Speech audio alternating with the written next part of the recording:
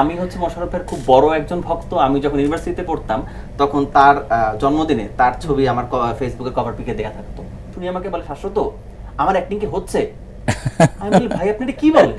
না, আমার একটা মজার অভিজ্ঞতা আছে মোশাররফ ভাইয়ের সাথে। সেটি হচ্ছে যে আমাদের বাংলা ভিশনে একটি নাটক চলছিল, তো আমি গিয়েছিলাম নাটকের নিউজ কভার করতে। আচ্ছা। তো প্রথম হচ্ছে আমি যখন ক্যামেরা চালু করেছি তখন আমাকে বলতেছে, পেমেন্ট দিবেন, নিউজ যে করবেন আপনার ইউটিউবে যাবে, আমাকে পেমেন্ট দিবেন। সিনেমাটি একটি অপরাধকে কেন্দ্র করে এবং সেই অপরাধের সুরাহা করতে হচ্ছে একজন গোয়েন্দা পুলিশ হচ্ছে বা ডিবি পুলিশ হচ্ছে মাঠে নেমেছে, সেরকম একটি ধারণা আমরা পেয়েছি। এই সিনেমায় আপনি আসলে মূল যে চরিত্রটি বা প্রোটাগনিস্ট যদি সেটা হচ্ছে মোশাররফ করিম, রাইট। তো এই সিনেমা আসলে মোশাররফ করিমকে কাজ করার পিছনে আসলে কোন ভাবনাটা আপনার কাছে? মোশাররফ ভাইকে কাজ করার পিছনে এটা আসলে লম্বা ইতিহাস, আমি এটা নানান জায়গায় বলছি। মোশাররফ ভাইয়ের সাথে আমার দীর্ঘদিনের সম্পর্ক, দীর্ঘদিন ধরে আমরা কাজ করি, নাটক করছি, বিজ্ঞাপন করছি, নানান কিছু করছি। তো থাকে না যে সবারই তো একটা ইচ্ছা থাকে যে আসলে আমি সিনেমা বানাবো। তখনই আসলে প্ল্যান হয়ে গেছিল আর কি, এক ধরনের কমিটমেন্ট আর কি, যে আমি যখন প্রথম সিনেমা বানাবো তখন তোমাকে নিয়েই করবো, আমরা একসাথে করব। তো আমি এই স্টোরিটা যখন ক্রাফট করলাম তখন আমার মইনুল চরিত্রটা যখন আসলো তখন মনে হলো যে Mosharraf Karim is the right caste. তাকে অ্যাপ্রোচ করলাম, স্টোরি শোনাইলাম, ক্যারেক্টার শোনাইলাম, ওকে চলো করি।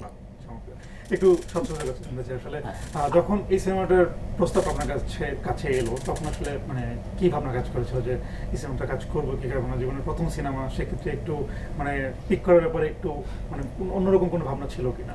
প্রথম যখন কল আসলো জীবন ভাই টিম থেকে, তারপর বললাম ভাই গল্পটা, বলে ভাই গল্পটা আমরা বলবো। আমি বললাম আর কি কে কাজটা আছে?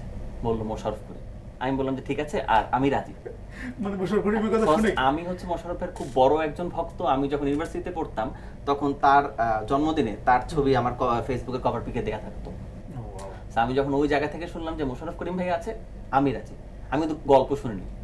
তারপর আস্তে আস্তে ইনভলভ হওয়া, জীবন ভাই ডাকলো, গল্প বললো, স্ক্রিপ্ট রিডিং সেশন হলো, এভাবে যুক্ত হওয়া। শুটিং এর অভিজ্ঞতা জানতে চাই কেমন ছিল? শুটিং এর অভিজ্ঞতা অসাধারণ, অসাধারণ এবং রোমাঞ্চকরও বলবো। প্রথমে যখন কাজ শুরু করলাম আমি তো খুব নার্ভাস।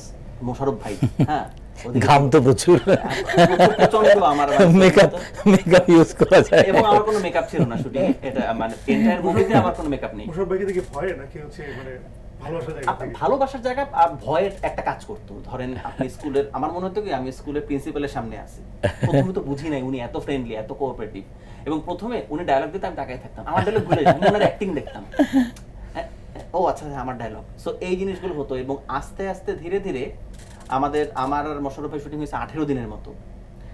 উনি শুটিং এর 5ম দিন উনি এতটা বিনয়ী একজন মানুষ, উনি আমাকে বলে, শাশ্বত আমার অ্যাক্টিং কি হচ্ছে?